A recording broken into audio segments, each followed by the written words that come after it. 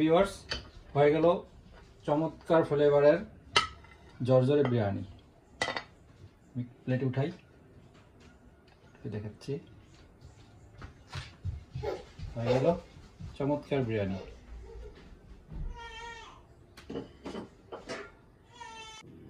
আসসালামু আলাইকুম, welcome back to my channel new year collection very.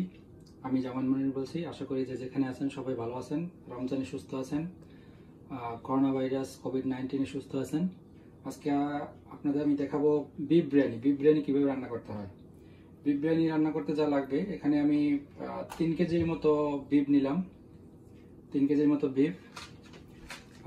মশলার মধ্যে এলাচি নিলাম 7-8টা, লং 7-8টা, 2টা তেজপাতা, গোলমরিচ, দারুচিনি, 2 টেবিল চামচ আদা, 1 চামচ রসুন বাটা, 1 টুকরা লেবু এবং ইয়োগার্ট নিলাম আমি 1 বাটির একটু কম, এবং আমি 2টা মশলা, বিরিয়ানি মশলা।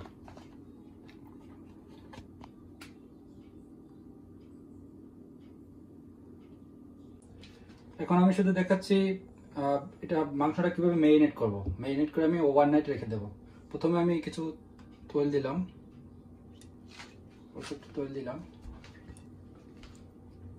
তেলের পরে আমি আস্তে আস্তে সব মশলাগুলো দেব। মশলাগুলো দিলাম, আমি লেমন জুস দিলাম, আদা বাটা, রসুন বাটা দিলাম, ইয়োগার্টটা দিলাম,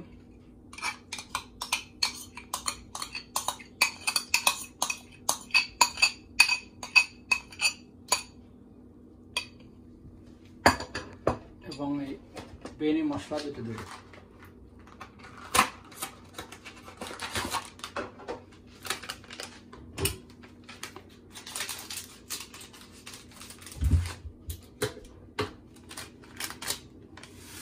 যেহেতু এখানে আপনার 3 থেকে 3.5 কেজি মাংস আছে, সেহেতু আমি 2টা মশলা দেব।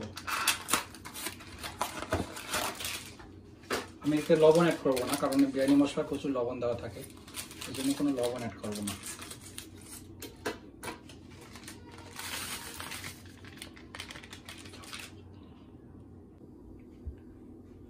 হাত দিয়ে ভালো করে একদম ম্যারিনেট করবো। হাত দিয়ে ভালো করে মিশিয়ে ম্যারিনেট করে রেখে দেবো। তো মোটামুটি এটা মিক্স হয়ে গেছে মাংসটা। আমি এটা এখন ওভারনাইট রেখে দেবো। এখন রাত্র, কালকে সকালে রান্না করব।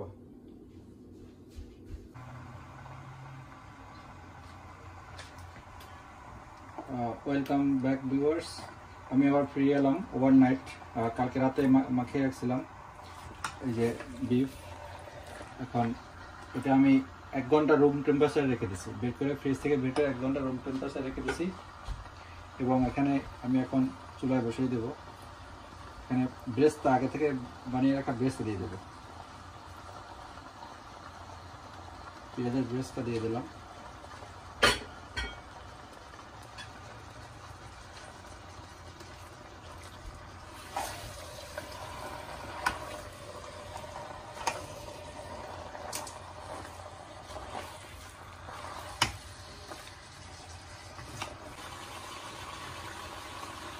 এখন মাংসটা নাড়তে থাকবো, একটু হাই হিট দিয়ে মাংসটা নাড়তে থাকবো, এবং পানি না আসা পর্যন্ত নাড়তে থাকবো। পানি আসলে ডেকে দেবো, ডেকে হয়তো আধা ঘন্টা 40 মিনিট কুক করবো। ডিপেন্ড করে মাংসটা কতটা শক্ত, কতক্ষণ সিদ্ধ হবে সেটা। এটা এখন আমি আধা ঘন্টা কুক করবো। ডেকে দিয়ে আধা ঘন্টা পর আবার ফিরে আসবো। ভিউয়ার্স, ফিরে এলাম আধা ঘন্টা পরে। আধা ঘন্টার মধ্যে আমি কয়েকবার অবশ্যই নিয়ে দিছি, এটা লেগে না যায়। তো মোটামুটি এখন আপনার কষানো হয়ে গেছে। এখন পরিমাণ মতো পানি দিয়ে দেবো, গরম পানি দেবো। আমি পরিমাণ মতো পানি দিয়ে দেবো।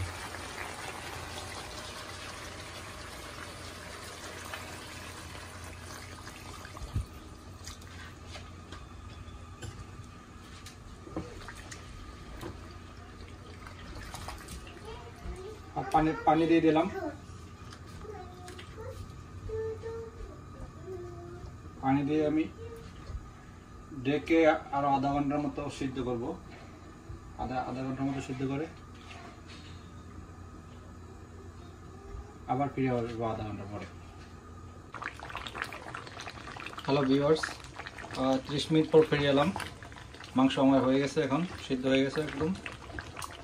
এখন চুলার আঁচটা একদম লো ফ্লেমে দিয়ে দেবো। চুলার আঁচটা লো ফ্লেমে দিয়ে দিলাম। আর এদিকে পানি বয়েল করতেছি। এখানে বিরিয়ানির চাল সিদ্ধ করবো। বিরিয়ানির চালের মধ্যে আমি এখানে আছে লবণ, কয়েকটা লং, একটা তেজপাতা, এক টুকরা দারুচিনি এবং মিন্ট। এই মিন্টে দিলে একটা দারুণ ফ্লেভার আসবে। এটা আমি এই যে দিয়ে দিলাম, পানির মধ্যে দিয়ে দিলাম। পানির মধ্যে দিয়ে আমি পানিটা বয়েল করব এবং এর মধ্যে চাল দিয়ে দেবো পানিটা বয়েল হলে। ভিউয়ার্স, আমি এখন বয়েল পানির মধ্যে সিদ্ধ চালটা দিয়ে দেবো সিদ্ধ করার জন্য। এটা আমি বাসমতি রাইস ইউজ করতেছি। এটা আমি দুই আগে পানি ঝরিয়ে রাখছিলাম। আমি আধা ঘন্টা এরকম রেখে দিয়েছি পানি ঝরানোর জন্য। তো এটা আমি দিয়ে দেবো। আমি চাল আরও দেবো। ওটা অনেক বড় পাতিলে রান্না করতেছি, কারণ আজকে এবছর তো রমজানের মধ্যে করোনা ভাইরাসের জন্য আমরা বাসায় কোনো পার্টি দিতে পারি নাই, মানে ইফতার পার্টি দিতে পারি নাই। সব এটা আমাদের আজকে ইফতারের জন্য আমাদের নেইবরে কয়েকটা বাঙালি ফ্যামিলি আছে, তাদেরকে দিব কিছু খাবার। এই জন্য অনেক বড় পাতিলে রান্না করতেছি।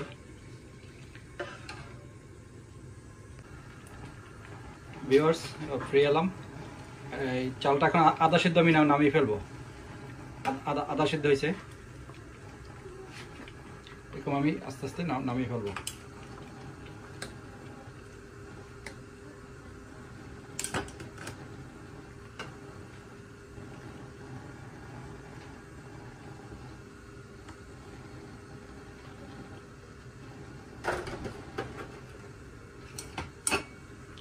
পানি জড়িয়ে নামিয়ে ফেলবো। ভিউয়ার্স, এখন আমি সিদ্ধ ভাতটা পানি জড়িয়ে নিলাম। পানি জড়িয়ে নিয়ে রান্না করা মাংস লেয়ার করে দিয়ে দেবো। লেয়ার করে এই চালের উপরে দিয়ে দেবো, সিদ্ধ চালের উপরে দিয়ে দেবো। মাংস কিছুটা দিয়ে দিলাম উপরে মাংস কিছুটা দিয়ে দিলাম। এটার উপরে আবার আমি কিছু সিদ্ধ চাল যে রান্না করে রাখছি ভাত, এটা দিয়ে দেবো।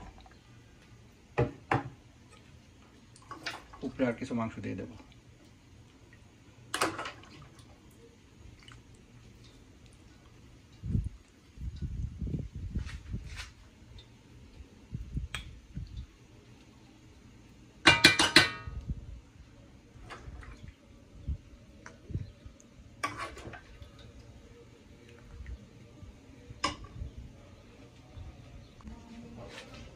এবং দিয়ে দেবো কিছু আলু বোখারা,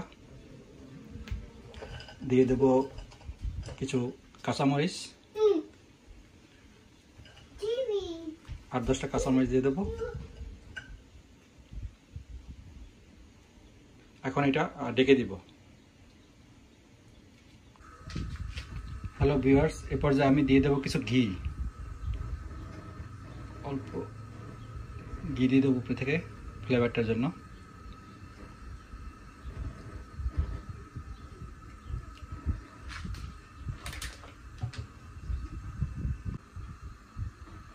ভিউয়ার্স, আমি এটা ফয়েল দিয়ে সিল করে ঢেকে দিলাম এবং এটার নিচে আমি একটা তাওয়া দিয়ে আস্তে আস্তে আঁচ দিতে থাকলাম।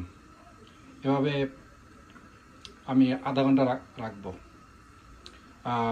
এটা বাপে আপনার সিদ্ধ হবে চালটা, আর যা হাফ সিদ্ধ করছি হাফ সিদ্ধ দমে সিদ্ধ হবে। তো এটাকে দম বিরিয়ানি বলে। সো আমি চালটা যে আদা আমরা সিদ্ধ করছি পানিতে এবং আদা সিদ্ধ করবো দমে।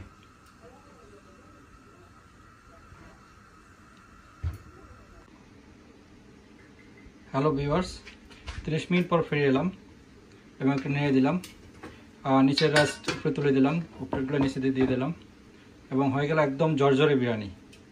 একদম জর্জরে বিরিয়ানি, তৈলাক্ত না, খুব সুন্দর একটা স্মেল আসতেছে।